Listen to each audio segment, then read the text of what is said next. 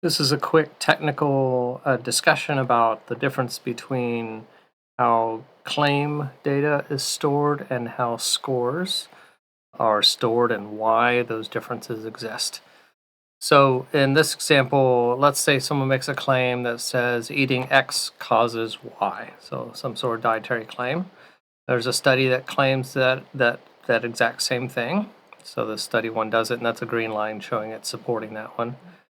The study 2 claims that it cannot be, so it's a red line. Study 3 found no evidence, and study 4 claims that eating X cannot cause Y also, just like study 2. So that's 3 reds and 1 green. But let's make it a little bit more complicated now. And there's a claim that biomarker Z has been shown to not be causal. And it's saying that these 2 studies used this biomarker as the reason for their claim, as their underlying claim. So this one claim affects these 2 other claims. So you have a red arrow because it is a con or an opposing to these claims. So if study 1 used this biomarker and this biomarker is not causal, then that study's not actually true or helpful. Same thing for study 2. So this one claim has kind of 2 parents. And then study 3, we have noted that there's no evidence, just show an example of a con there. And study 4, there's a conflict of interest. So just some more examples.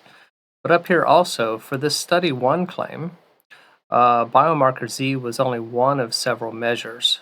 So the negative impact of the biomarker Z being not be causal has less of an effect on the relevance of this claim because they used other things than just that.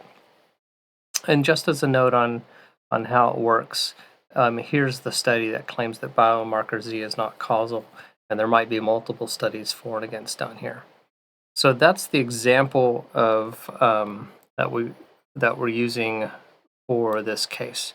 Now, if we wanted to score these claims, some differences are necessary in order to get it to all work. So first of all, we have the claims, and the purple ones are going to be pro this main claim, and the orange ones are going to be cons.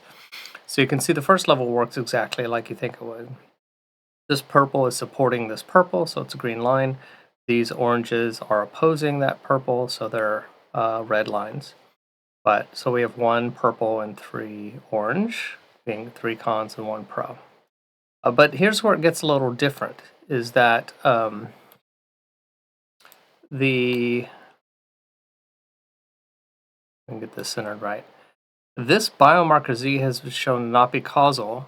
Since this is affecting this pro and this con, when we talk about whether this claim supports the main item, not just its parent, but the main item, this biomarker Z has been shown to not be causal.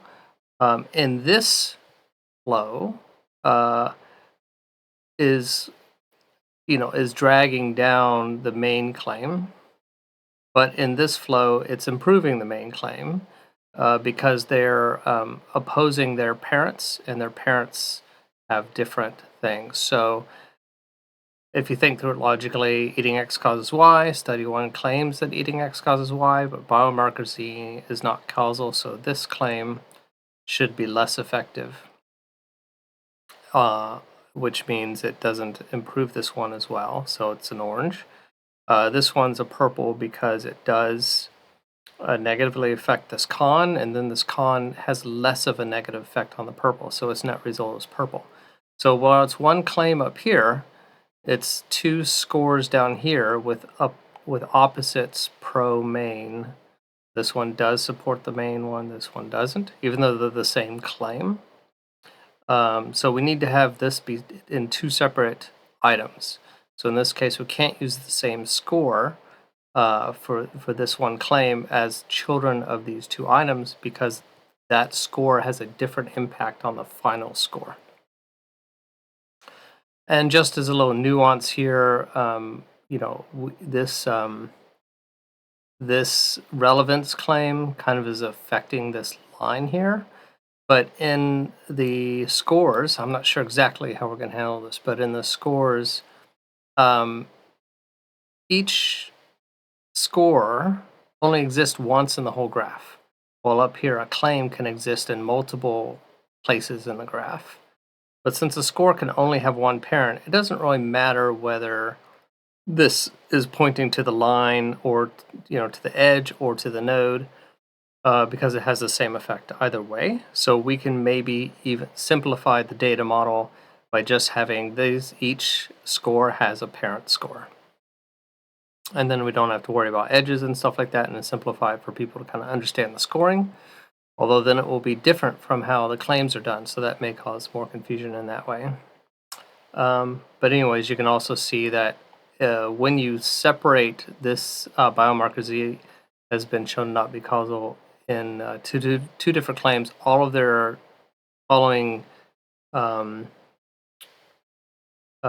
descendants, all their kind of children and grandchildren that come beneath it also need to be separated. So even though this is this main claim, it still has kind of the opposite pro-main, and then they'll also have different scores. Also, if the system then calculates how much is this kind of claim or this score affecting the main score, they will be different in the actual numbers as well, or could be different in the actual numbers, and that's why they need to be separate. So in this case, a score only exists once, but the score may point to a claim, and that claim may exist in multiple paths through the whole system. So that's how they're different, and why there's kind of a confusion, because we want to represent it both ways for different reasons. So we can discuss this more and figure out, but hopefully that helps.